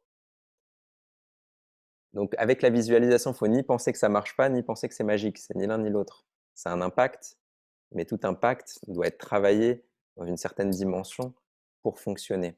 C'est comme les pensées, c'est quelque chose de très léger. Donc, pour que ça impacte le réel, il faut, à un moment donné, beaucoup de quantité pour que ça ait un impact. Ce n'est pas juste penser une fois et ça donne du résultat. C'est comme si vous voulez, en termes d'image, comme si vous aviez de la brume. Comme si vous aviez, c'est pas de l'eau, c'est pas liquide, mais c'est justement à l'état de vapeur. Vous avez de la vapeur d'eau dans une pièce. Pour remplir un verre d'eau avec de la vapeur d'eau, il va falloir une grande quantité de vapeur. Peut-être toute la pièce remplie de vapeur d'eau va vous permettre de remplir votre verre d'eau. La façon dont vous allez être capable de transformer, de reprogrammer vos émotions, ça marche un peu comme ça. En général, vos émotions viennent de très loin. On a vu que c'est des habitudes émotionnelles, des habitudes inconscientes que vous avez cultivées depuis des années et des années. Donc, il va falloir, bien sûr, si on veut les transformer, une bonne quantité d'énergie, de force dans cette direction. Donc, ça va pas fonctionner rationnellement. C'est pas juste « Ah, j'ai compris que je dois transformer mon émotion pour que ça marche ». C'est très profond, c'est viscéral, c'est inclus à l'intérieur de nous de façon très profonde. Donc, pour le transformer, il va falloir avoir cette prise de conscience, mais répéter. Premier facteur de réussite, c'est la répétition. Et si possible, tous les jours. Toutes les grandes réussites, peu importe le sujet, les gens le font tous les jours. Il y a une grande différence entre quand on est capable de faire quelque chose tous les jours ou pas tous les jours. C'est ce que vous disiez peut-être votre prof de piano ou votre prof de tennis quand vous étiez jeune. Si vous voulez être bon en piano, il faut jouer tous les jours. Il n'existe pas un grand pianiste qui ne joue pas de piano tous les jours. Ce n'est pas tous les 2 jours, ce n'est pas tous les 3 jours. Il faut que ça se répète de façon régulière jusqu'à ce que ça devienne une habitude ancrée de façon profonde, que vous jouiez sans même y penser. Pour les images mentales, c'est la même chose. On va répéter pour qu'ensuite ça devienne naturel pour vous d'imaginer ça. En fait, vous faites de la visualisation tout au long de la journée. À n'importe quel moment, on est en train d'interpréter la réalité et de projeter des réalités mentales. Sauf que ça se fait en général de façon inconsciente. On n'a pas conscience de ce qu'on projette, ou très peu. Et là, pendant quelques minutes par jour, on va rendre conscient nos visualisations pour imaginer ce qu'on souhaite voir arriver. Question.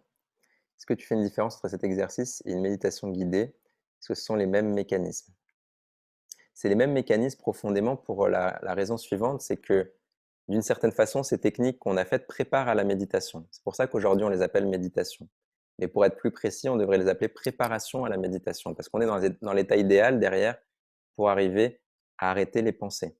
On est en pleine forme physique, bonne gestion des émotions, bonne concentration. Donc, c'est la préparation idéale pour faire un exercice de méditation.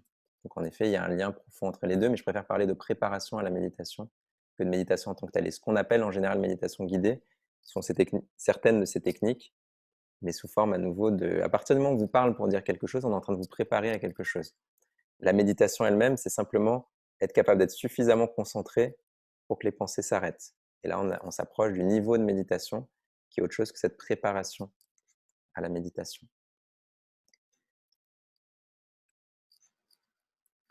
Alors, une autre question de Nala, mais c'est dur de ne pas s'endormir quand on est allongé. Tout à fait. C'est très difficile. Très difficile de ne pas s'endormir et c'est très difficile, sans s'endormir, de rester en tout cas pleinement éveillé. Il y a des moments où vous écoutiez ce que j'ai dit et des moments où vous n'avez pas écouté ce que j'ai dit. Si vous demandez de redire tout ce que j'ai dit pendant la décontraction, en général, on en a perdu une partie. Et ça demande de l'entraînement. D'être à la fois complètement décontracté. Quand je l'expliquais avant, ça avait l'air simple. Quand je vous ai dit, on s'approche du niveau du sommeil et on reste actif. Mais c'est un vrai entraînement. D'être dans cet état profond de décontraction, mais complètement lucide. Ça demande beaucoup d'entraînement, voire des mois et des années d'entraînement. Mais déjà, à notre niveau, on va en recueillir les fruits. Dès la première fois, on a fait cet exercice, on va déjà en recueillir les fruits. Mais c'est un vrai défi, là tu as raison, de rester éveillé. Parce qu'on a l'habitude, en fait, notre corps a l'habitude, quand il est allongé, que ce soit pour s'endormir. Donc, il faut se reprogrammer aussi dans ce sens-là. Je suis allongé, mais je reste éveillé et lucide. Et donc, le premier facteur, le premier élément, c'est la question de la répétition. Deuxième élément qui va donner la force à cette reprogrammation émotionnelle, c'est à quel point ça vous touche. Quelle est l'importance du sujet pour vous? Quelles émotions ça crée à l'intérieur de vous? Si ça ne crée rien, si ça ne vous touche pas, vous avez beau répéter tous les jours des images mentales, il ne va pas se passer grand-chose. Je reçois un appel de mon frère parce que c'est son anniversaire aujourd'hui. Je répondrai après l'atelier. Donc ce jour est un jour particulier que je connais depuis que je suis petit, le 24 avril, parce que c'est l'anniversaire de mon frère. Donc, à partir du moment où on répète de façon régulière, ça va marcher et fonctionner que si ça nous touche. Si on s'en fiche, il ne va rien se passer. Si on prend du temps ensemble, je ne sais pas, on a quelques champions ici ou amateurs d'apnée. Et on va tous se poser ensemble pour imaginer que quand on est dans l'apnée, il nous arrive ceci, qu'on réussit, etc. Bah, évidemment, les images mentales vont avoir aucun impact sur nous qui n'entraînons pas l'apnée. Mais ça va avoir de l'impact sur celui pour qui ça a de l'importance. Et c'est la même chose pour vos situations du quotidien. Si ça vous parle de façon très profonde, je ne sais pas, de parler en public, j'ai envie de me reprogrammer, quand je suis dans telle situation en public, j'ai très envie d'arriver, d'être un bon speaker, par exemple. Bah là, pour moi, au moment où je projette ces images, j'y mets de l'intensité, j'y mets de la force. Et là, elles vont être puissantes. C'est comme si la répétition, c'était le coup du sillon, le coup qui trace le sillon, le coup de pioche qui trace le sillon, et l'émotion va être l'intensité avec laquelle vous tracez ce sillon. Donc, si vous commencez à répéter de façon très régulière et à y mettre de l'envie, à y mettre de la volonté, que ça a de la puissance pour vous, là, ça va être très fort, cette reprogrammation. Donc, le premier facteur pour que vous puissiez vous reprogrammer, c'est que vous en ayez vraiment envie. Si c'est juste une velléité, ah, j'aimerais bien transformer mes émotions, vous allez avoir très peu de résultats. Si par exemple vous dites non, je suis en colère dans telle situation, j'ai envie de le transformer, répétition et cette envie profonde, cette joie presque d'imaginer l'autre situation, j'imagine que ça se passe bien, j'imagine que je suis en contact avec les gens, j'imagine tout ce qui vous parle et qui vous touche. C'est pour ça que c'est intéressant d'avoir des visualisations personnalisées. Vous disiez à un moment donné, vous pouvez imaginer ce que vous souhaitez, parce que c'est ça qui va vous toucher profondément. Ce qu'on cherche, c'est ancrer, c'est redessiner d'une certaine façon le circuit. Et pour ça, il faut creuser de façon profonde. Et pour creuser de façon profonde, il faut imaginer ce qui vous parle, vous. Si vous voulez mobiliser, Hélène t'évoquait tout à l'heure la question d'être commercial et d'une équipe de vente. Si vous voulez mobiliser une équipe de vente, il faut toucher ce qui parle à chaque vendeur. C'est ça qui va faire qu'à un moment donné, le vendeur va arriver et va vous parler avec entrain. Donc cette programmation, cette pré-programmation ne fonctionne que si ça touche chacun. Si vous faites imaginer des choses aux gens mais que ça ne les touche pas, vous n'allez pas avoir de résultats. Dans ce sens-là, justement, comment est-ce qu'on peut chacun gérer les émotions fondamentales, les émotions principales qu'on a à gérer? Généralement, et à nouveau, on a d'autres ateliers uniquement sur la gestion des émotions. Aujourd'hui, on est sur reprogrammation émotionnelle, donc pour avoir d'autres sujets uniquement sur les émotions. Mais quand on rentre dans ce sujet des émotions et qu'on essaie de voir les différentes émotions, de mapper un peu l'ensemble des émotions, on se rend compte que généralement, on a deux défis. Soit le défi de gérer la tristesse, soit le défi de gérer la colère. Rarement les deux autant. Généralement, on a une composante qui fait qu'on a beaucoup de tristesse ou beaucoup de colère à gérer de façon fréquente. Et les deux ont profondément des dynamiques différentes. La tristesse, généralement, est quelque chose de plus lent, de plus doux. Ce n'est pas des pics de tristesse. On peut aussi avoir une tristesse qui ressemble à une colère très puissante. Ça peut arriver. Et là, ça va être les outils qu'on va avoir pour la colère qui vont nous aider pour gérer ce pic de tristesse. Mais généralement, la tristesse, on ne sait pas trop d'où elle vient. On est là, on est chez soi, on est triste, on ne sait même pas expliquer pourquoi, on ne sait pas trop quand ça a commencé. La tristesse vient beaucoup de l'absence de quelque chose. Quelqu'un manque ou il nous manque quelque chose. Alors que la colère, c'est différent. La colère, généralement, part vite, elle est puissante, mais part aussi rapidement. Donc on sait d'où elle vient, en général, la colère. Elle vient d'une chose, alors que la tristesse vient de l'absence de quelque chose. Ah, c'est parce que l'autre m'a quitté. Mais vous êtes en colère parce que l'autre est bien là. Ce n'est pas quand il vous a quitté que vous êtes triste, vous êtes en colère parce que l'autre est là, il est trop près de vous en confinement. Ça met en colère. La tristesse, c'est plutôt quand on est seul. Et on peut être seul en groupe. C'est une question de se sentir seul. Si vous êtes avec 200 personnes autour de vous et que vous vous sentez seul, en général, ça déclenche de la tristesse. C'est un manque de quelque chose. Alors que quand quelqu'un vous embête, ça génère plus facilement de la colère vis-à-vis de cette personne, la tristesse vis-à-vis de soi, mais de la colère vis-à-vis de cette personne. Et donc là, je vais faire un petit sondage instantané. Je vais vous demander de lever la main pour ceux qui pensent avoir plus à gérer la tristesse. Vous devrez lever la main au moins une des deux fois. Donc, qui a plus besoin de gérer de la tristesse? Ok. Et qui a plus besoin de gérer la colère? C'est à peu près du 50-50. Et qui a besoin de gérer aucun des deux? Vous pensez que pour vous, votre défi émotionnel, c'est ni dans l'un ni dans l'autre? Elle, elle dit aucun des deux. Comme elle a sa fille avec elle, tout va bien. C'est le bonheur total. Et donc, c'est intéressant puisqu'on a du 50-50 et ça correspond en effet aux échanges et souvent à ce qu'on a dans le réel, mais c'est très différent. Et en général, ça correspond à des personnalités différentes. Les gens qui se mettent plus en colère, en général, ont un excès d'activité, excès d'énergie. Ça part un peu dans tous les sens. Il faut apprendre à canaliser. Les gens qui ont plus de la tristesse, au contraire, ils se calment facilement, ils canalisent facilement. mais pour eux, il faut les mettre en mouvement. Ils sont plus difficiles à mettre en mouvement. Plus difficile pour eux d'agir. Ça va être... Jonathan, Oui, j'ai une Diana. question par rapport aux deux émotions principales, Ouais. parce que j'y pense. Il y a un sujet aussi autour de la peur. Enfin, moi, en tout cas, c'est plus autour de la peur, ouais. Je vais le traiter juste après. Alors, comment est-ce que je le pose, la peur, comme quelque chose, la peur et le désir comme les racines émotionnelles les plus profondes. Comme notre rapport à la vie passe beaucoup par plaisir, douleur, et ensuite dans l'imagination par désir et peur. Donc, en effet, la peur est la chose la plus importante à apprendre à gérer si on veut débloquer un tas de situations. Et je vais du coup vous donner des idées sur la peur. Mais ensuite, comment ça se manifeste en termes d'émotions qu'on vit au quotidien? On a la peur à l'intérieur de soi, mais au quotidien, ce à quoi on est le plus confronté, c'est plus élaboré d'une certaine façon au niveau émotionnel, de tristesse, de colère et de joie. Et j'ai une participation aussi, Stéphane, si on peut basculer de la colère à la tristesse. Tout à fait, hein, je ne dis pas qu'on est à 100% colère ou 100% tristesse, et on peut passer de l'un à l'autre, notamment parce que, à nouveau, l'autre nous met en colère, mais après, ça touche des choses à l'intérieur de soi, et quand on est seul face à soi, on rebascule dans la tristesse.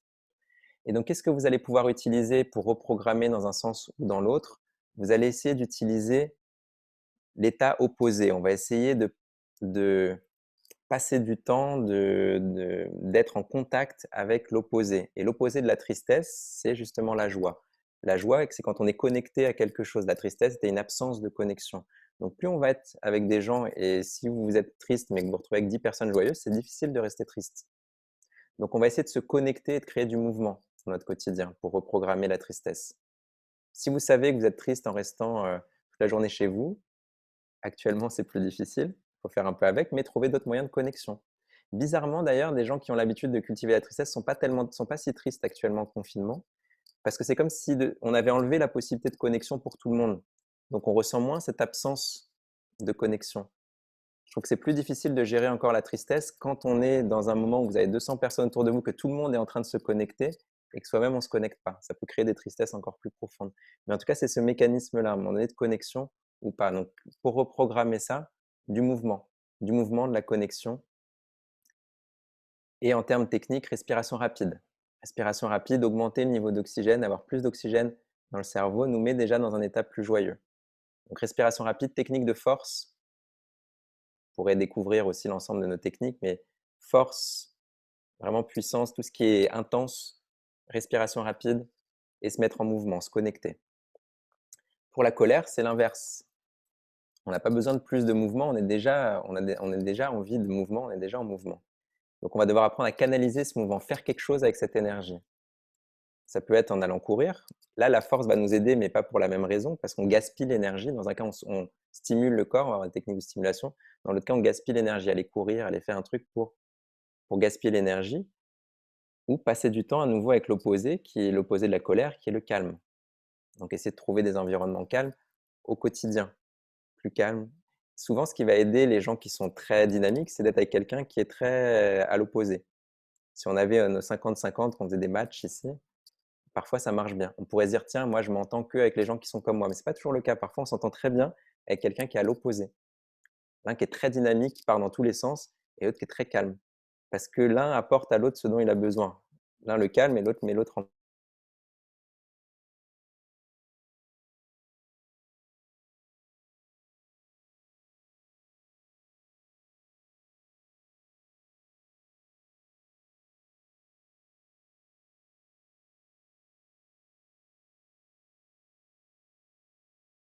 entraînement.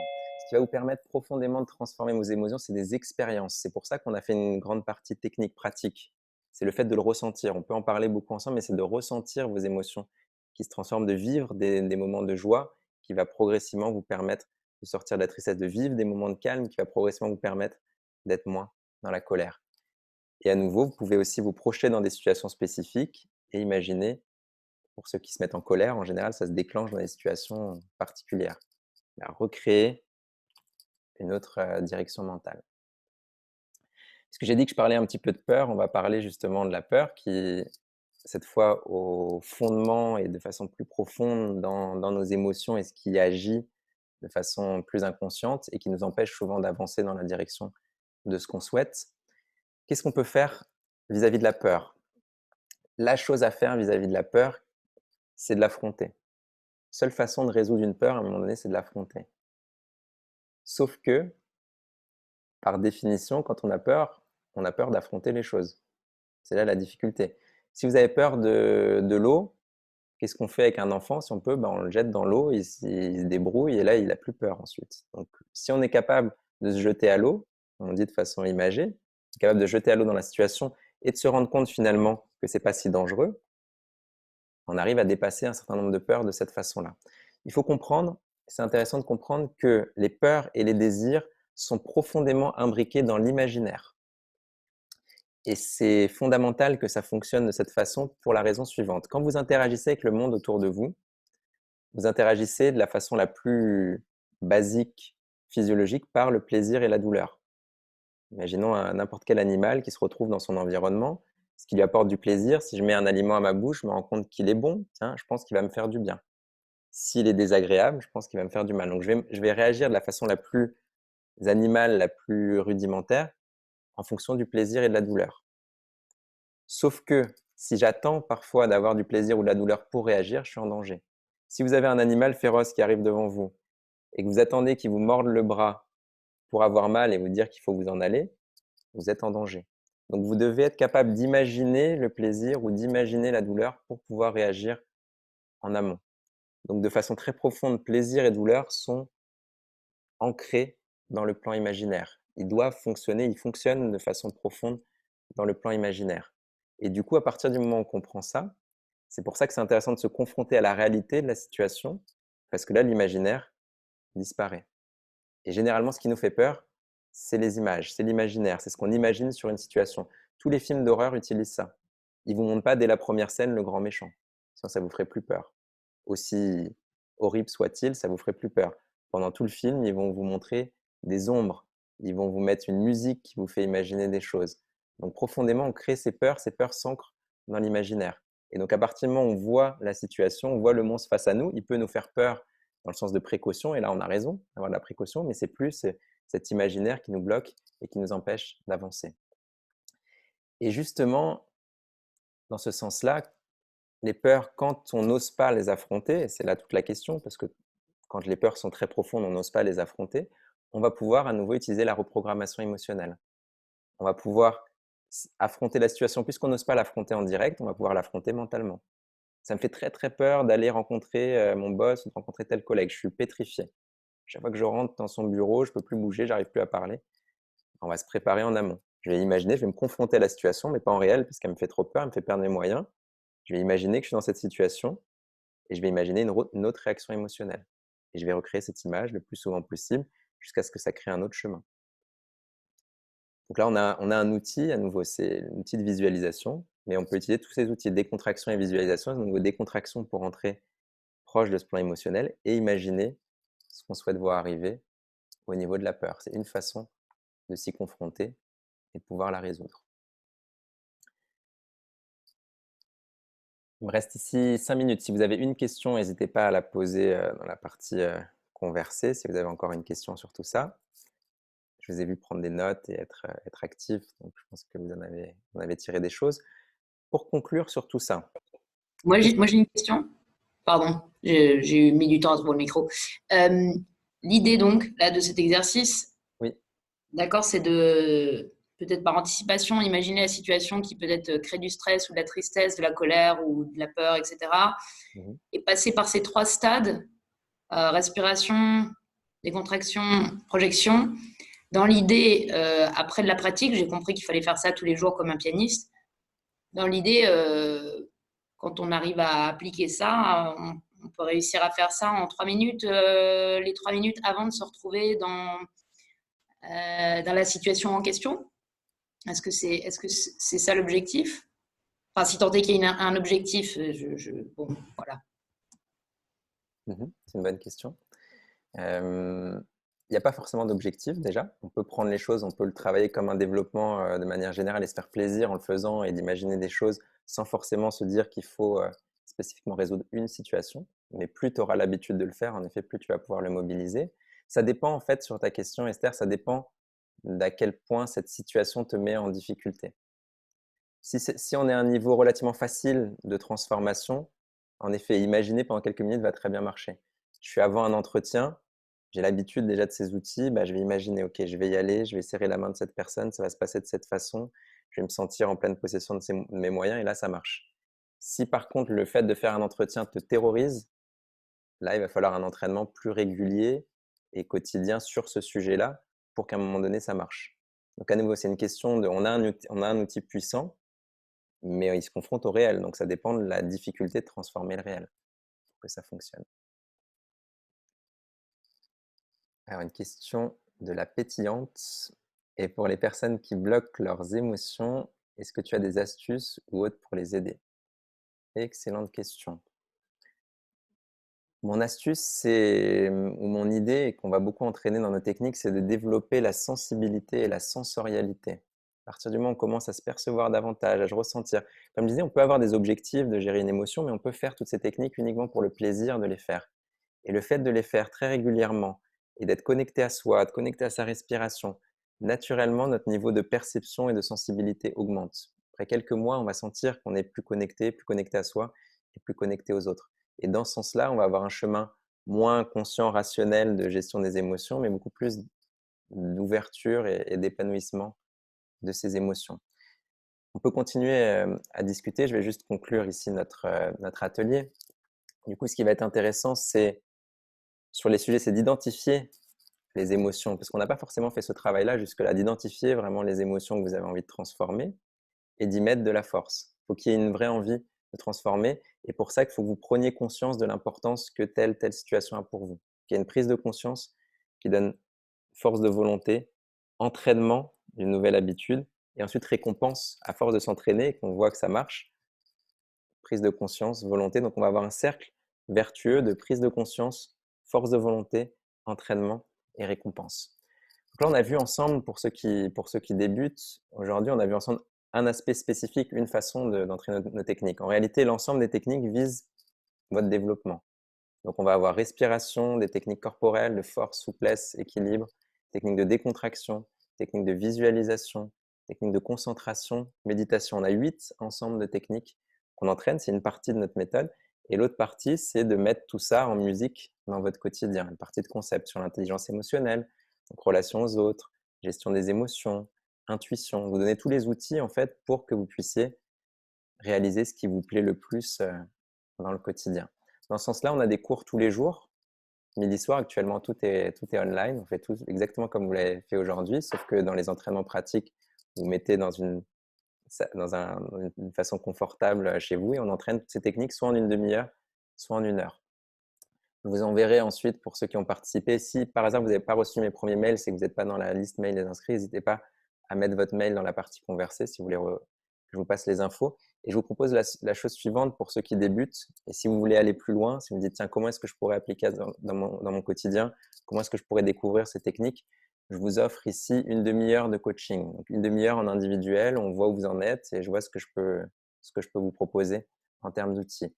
Je vais vous mettre ici dans le chat, dans la partie conversée, la façon de réserver cette demi-heure de coaching. C'est un lien Calendly, vous mettez dans votre moteur de recherche et vous réservez directement cette demi-heure si vous souhaitez. Donc, si vous voulez aller plus loin, on a des offres spécifiques actuellement pendant le confinement qui vous permettent de découvrir tout ce qu'on fait de façon très friendly.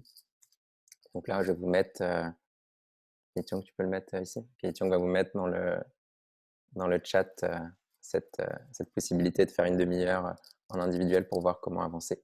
Vous avez des questions sur tout ce qu'on a vu? Ou des remarques? Vas-y Stéphane. Non, mais juste que non, c'était très bien. Moi, j'ai pas vu le temps passer. C'était vraiment très très bien. Voilà. Super. Donc, merci beaucoup. Tu trouves, Kétiong? Ok, je vais vous le chercher ici. C'est bon? Ok. C'était un plaisir partagé, Stéphane. Sympa de te voir dans les ateliers. Donc là, on va avoir juste après dans notre école, on a les cours pratiques, on a les cours théoriques, on a aussi des moments plus conviviaux, partage, pour vous connaître aussi entre vous. Souvent, le vendredi, le dernier vendredi du mois, on fait un dîner. Là, c'est un peu plus difficile de faire le dîner tous ensemble. Ouais. Et donc, du coup, on va faire une petite soirée jeu qui va commencer dans quelques minutes, qui va commencer par 40 minutes. Vous avez le lien ici dans la partie conversée. Je me recolle ici une deuxième fois, comme ça vous l'avez bien en bas. calendly.com, vous collez ça dans votre espace et vous pouvez réserver quand vous voulez 30 minutes pour, si vous souhaitez en savoir davantage.